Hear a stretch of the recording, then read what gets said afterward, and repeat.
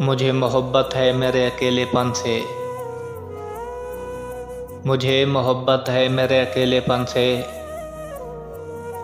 ये सकून महफिलों में कहाँ मिलता है।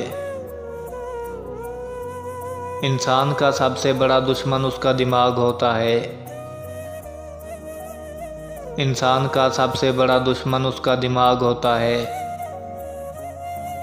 ना जाने कहाँ से पकड़ पकड़ के लाता है उन लम्हों को जो उसे तकलीफ़ देते हैं। तेरे बाद कौन रोकेगा मुझे। तेरे बाद कौन रोकेगा मुझे।